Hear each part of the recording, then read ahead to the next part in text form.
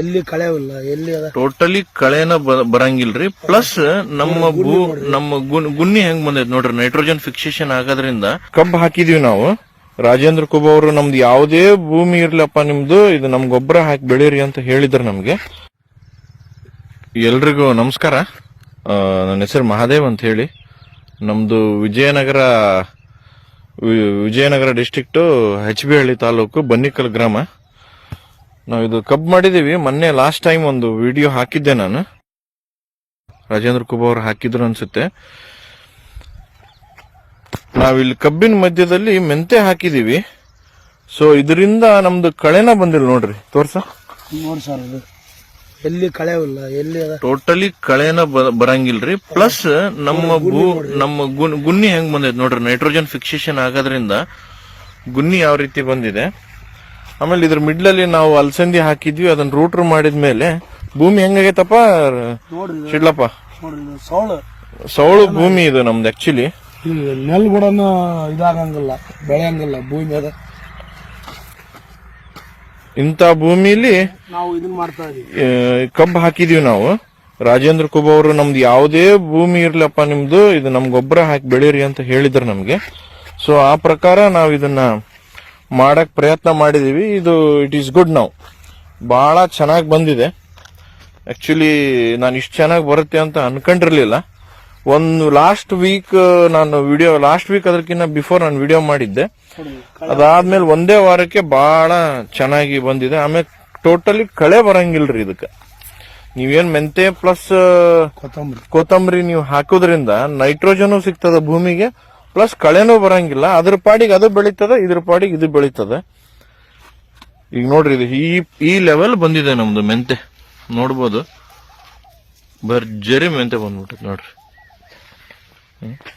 ಇದು ಕೊತ್ತಂಬರಿ ಆಲ್ರೆಡಿ ಹಣ್ಣು ಹರಿದೈತ್ರಿ. ಇದು ಕೊತ್ತಂಬರಿ ನೋಡ್ರಿ, ಇಲ್ಲೆಲ್ಲ ಪೂರ ಹಣ್ಣು ಹರಿದೈತಿ. ಈಗ ಅದೇ ವಾಪಸ್ ಮತ್ತೆ ಬೀಜ ಆಗಿ ವಾಪಸ್ ಮತ್ತೆ ಭೂಮಿಗೆ ಬಿದ್ದು ಮತ್ತೆ ಬೆಳಿತೈತಿ. ಅದು ಅದ್ರ ಪಾಡಿಗೆ ಅದನ್ನ ನಾವು ಬಿಡ್ತಾ ಇದೀವಿ ಸುಮ್ಮನೆ. ನಾವು ಅದು ಕಬ್ಬಿನ ಬೆಳವಣಿಗೆಗೆ ₹1 ಡಿಫ್ರೆನ್ಸ್ ಬೆಳಂಗಿಲ್ಲ. ಅದು ಕಬ್ಬು ತನ್ನ ಪಾಡಿಗೆ ತಾನು ಬೆಳಿತೈತಿ. ಇಲ್ಲೆಲ್ಲ ಐತಿ ನೋಡ್ರಿ ಮೆಂತೆ ವಿತ್ ಕಬ್ಬು. ನಿನಗೆ ಹೆಂಗ ಅನ್ಸುತ್ತಪ್ಪ ಶಿಡ್ಲಪ್ಪ, ಭೂಮಿ ಹೆಂಗ್ ಡಿಫ್ರೆನ್ಸ್ ಆಗೈತಿ ನಿನಗೆ? ನೋಡ್ರಿ, ಇದು ಸೌಳು ಭೂಮಿ ಆಗದ ನೋಡ್ರಿ. ಇದು ನೀರ್ ಹರಿಸಿದೀವ್ರಿ, ಇನ್ನು ಮೆತ್ತಗ ಅನ್ಸುತ್ತೆ. ಬಟ್ ಒಣ ಭೂಮಿಲೂ ಇದೇ ಫೀಲಿಂಗ್ ಇದೆ ನಮ್ಗೆ. ಒಣ ಭೂಮಿಲೂ ಸೇಮ್ ಫೀಲಿಂಗ್ ಇದೆ. ಆ ಕಡೆ ಒಂದ್ ಸ್ವಲ್ಪ ಒಣ ಭೂಮಿ ಇದೆ, ಅದನ್ನು ತೋರಿಸ್ತೀನಿ. ಹಾಗೆ ನಾವು ಮಿಡ್ಲಲ್ಲಿ ಅಲಸಂದಿ ಹಾಕಿದ್ವಲ್ಲ ಅಣ್ಣಾರ, ಈ ಅಲಸಂದಿ ಕಾಳು ನೋಡಿ, ಒಂದ್ 3 ಹತ್ರ ಹಂಗೆ ನೋಡೋಣ ಅಂತ ಬಿಟ್ಟಿದ್ದೆ ನಾನು. ಆಕ್ಚುಲಿ ನೋಡಿ, ಈ ತರ ಇದೆ ಕಾಳು. ಫುಲ್ ಪ್ಲಡ್ಜ್ ಆಗಿ ಕಾಳು ಬಂದಿದೆ. ಬಹಳ ವೇಟ್ ಇದೆ ಕಾಳು. ಆಮೇಲೆ ಸಿಕ್ಕಾಬಿಡೆ ಸ್ವೀಟ್ ಇದೆ ಕಾಳು. ನೀವು ನೋಡ್ಬೋದು, ಭರ್ಜರಿ ಐತ್ರಿ. ಆ ಒಂದ್ ಗಿಡನು ತೋರಿಸ್ತೀನಿ ನಿಮ್ಗೆ, ಅದು ಯಾವ ರೀತಿ ಬಂದಿದೆ. ಒಂದ್ ಪ್ಲೇಸ್ ಅಲ್ಲಿ ಬಿಟ್ಟಿದೀವಿ ನಾವು, ನೋಡೋಣ ಸ್ಯಾಂಪ್ಲಿಂಗ್ ಇರ್ಲಿ ಅಂತ ಹೇಳಿ. ಒಂದ್ ನಿಮಿಷ ತೋರಿಸ್ತೀನಿ.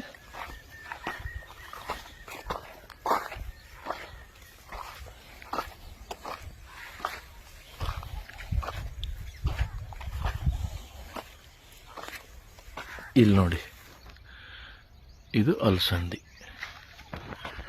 ಎಷ್ಟು ಚೆನ್ನಾಗಿ ಬಂದಿದೆ ನೋಡಿ, ಎಷ್ಟು ಉದ್ದ ಇದೆ ಇದು ಅಲಸಂದಿ ನೋಡಿ. ಇಷ್ಟು ಉದ್ದ ಅಲಸಂದಿ ಬಂದಿದೆ.